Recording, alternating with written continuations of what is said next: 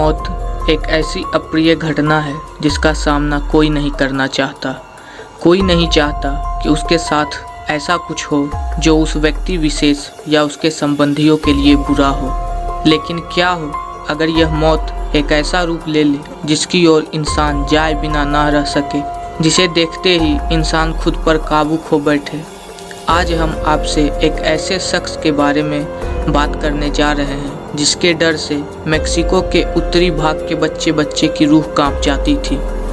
एक ऐसी बला जो अपने खूबसूरती के लिए जितना मशहूर थी, अपने कारनामों के चलते उतनी ही बदनाम भी थी, जिसका नाम था ला लोरोना। तो नमस्कार दोस्तों, स्वागत है आप सभी का फैक्ट बस्टर के एक और नए और रोमांचित एपिसोड में। तो आज की वीडियो में हम बात करने जा रहे हैं ला लोरोना की खौफनाक कहानी के बारे में। तो चलिए इस वीडियो को शुरू करते हैं। तो कृपया वीडियो के अंत तक बने रहें। मेक्सिको की यह दिलकश हसीना रहा करती थी मेक्सिको की उत्तरी भाग में, और इसका असली नाम था मारिया। मारिया अपने खूबसूरती के लिए आसपास के इलाकों में सुप्रसिद्ध थी। उसके शहर में रहने वाले हर नौजवान मारिया पर फिदा था, और हर शाम जब मारिया अपना पसंदीदा सफ़ेद गाउन पहनकर निकलती थी तो बहुत ही खूबसूरत लगती थी। एक दिन बाजार में उसे एक नौजवान मिला जो मारिया को देखते ही उसके रूप से मोहित हो गया, और मारिया को भी वह व्यक्ति बहुत पसंद आया। उस लड़के ने मारिया के सामने शादी का प्रस्ताव रखा, और दोनों ने जल्द ही शादी करके एक खुशहाल जिंदगी बिताना शुरू कर दिया। मारिया सदा ही खुश रहा करती थी क्योंकि वह अपने निजी जीवन से बहुत ही खुश थी। उसका पति उसे बहुत प्यार करता था। दिन गुजरते गए और मारिया के 2 बेटे भी हुए, लेकिन मारिया का पति अब पहले की तरह उससे प्यार नहीं करता था। मारिया के व्यक्तिगत और भावनात्मक ज़रूरतों के पूरा ना होने के कारण मारिया अब पहले जितनी खुश भी नहीं रहती थी। एक दिन मारिया का पति किसी काम के सिलसिले से दूसरे शहर गया और फिर कभी वापस लौट कर नहीं आया। मारिया कई दिनों तक अपने पति का इंतज़ार करती रही और उसके ख्याल में रो रो कर बुरा हाल कर लिया। अब वह पहले जितनी सुंदर भी नहीं दिखती थी। एक दिन नदी किनारे अपने दोनों बच्चों के साथ घूमते वक्त मारिया ने अपनी पति को किसी और महिला के साथ घोड़ा गाड़ी में जाते हुए देखा। उसके पति ने अपने बच्चों की तरफ मुस्कुराकर देखा, लेकिन मारिया को पूरी तरीके से अनदेखा कर दिया, मानो वह मारिया को जानता ही ना हो। इस घटना के बाद मारिया बहुत गुस्सा हुई, और गुस्से में आकर मारिया ने यह फैसला किया वह अपने पति की आखिरी निशानी यानी उन 2 बच्चों को ख़त्म कर देगी। ऐसा फैसला मारिया ने प्रतिशोध की भावना से लिया, क्योंकि उसका पति अपने बच्चों से बहुत प्यार करता था।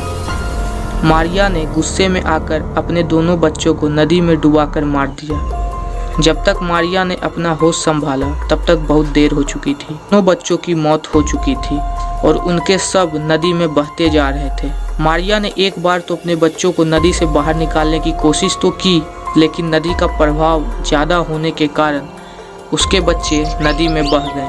मारिया को अपने किए पर बहुत अफसोस हुआ, और अपने किए पर शर्मिंदा और दुखी होने के कारण कुछ ही दिनों बाद मारिया की भी मौत हो गई। अपने जघन्य अपराध के कारण शायद मारिया के आत्मा को मुक्ति नहीं मिली, और वह एक बार फिर जाग गई।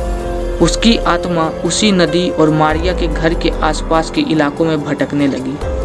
मारिया के मौत के कुछ दिन बाद ही वहां के सारे निवासियों ने यह दावा करना शुरू कर दिया कि उन्हें सफ़ेद गाउन में एक महिला रात के वक्त दिखाई देती है। शुरुआत में इन बातों पर किसी ने भी गौर नहीं किया, लेकिन कुछ ही समय बाद उन गांव के बच्चों के गायब होने की घटनाएं सामने आने लगी।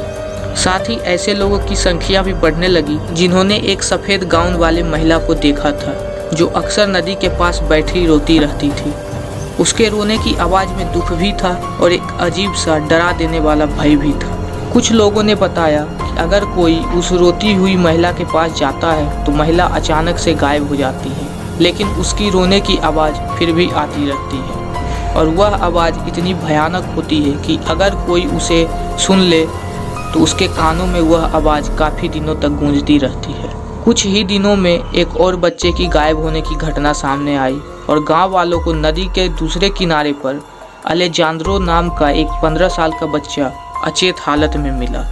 होश आने पर बच्चे ने जो बातें गांव वालों को बताया उसे सुनकर किसी के भी होश उड़ जाएंगे। अलेजांद्रो ने बताया कि जब वह नदी किनारे बैठा था तो उसने सफ़ेद गाउन में एक महिला को देखा। वह महिला अचानक से रोते हुए नदी के पानी से बाहर निकली। उसका चेहरा बेहद डरावना था और उसकी रोने की आवाज़ बहुत ही खौफनाक थी। वह महिला पानी के बाहर निकली और अपने सामने खड़े बच्चे को एक ध्यान से देखने लगी।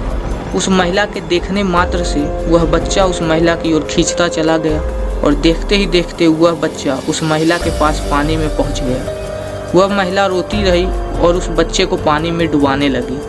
देखते ही देखते वह महिला गायब हो गई और उस बच्चे का शव पानी के ऊपर दिखाई देने लगा और पानी का बहाव उसके शरीर को अपने साथ बहा कर ले गया। यह देखकर अलेजांद्रो बहुत डर गया और वहीं बेहोश होकर गिर पड़ा। इस घटना के बाद वहाँ के लोग समझ गए कि हो ना हो इन घटनाओं के कारण मारिया की भटकती आत्मा ही है, क्योंकि वह आत्मा हमेशा रोते ही दिखाई देती है। इसीलिए वहाँ के लोगों ने इस आत्मा को नाम दे दिया ला लोरोना। इसका इंग्लिश में अनुवाद है द वीपिंग वुमेन, यानी रोती हुई महिला। और तभी से ला लोरोना का खौफ पूरे मेक्सिको पर हावी होने लगा। एक समय ऐसा भी आया जब लोग अपने बच्चे को बाहर तक जाने नहीं देते थे।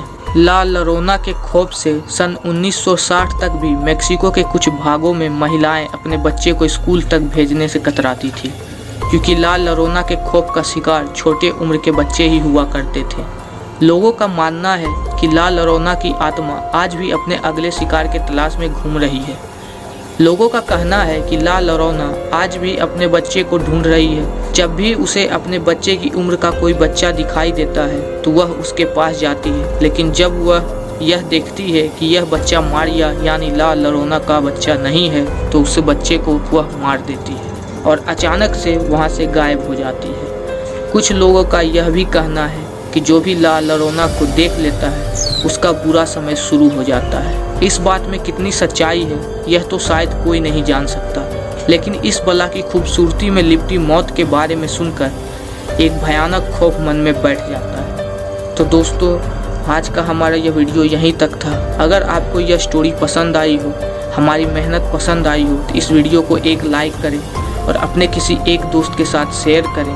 और हमारे चैनल फैक्ट बस्टर पर प्रतिदिन आप लोगों के लिए ऐसी ही वीडियोस आती रहती हैं, तो कृपया हमारे चैनल फैक्ट बस्टर को सब्सक्राइब करें। तब तक के लिए मैं आपका होस्ट और दोस्त फैक्ट बस्टर आपसे इजाज़त लेता हूँ। जय हिंद, वंदे मातरम।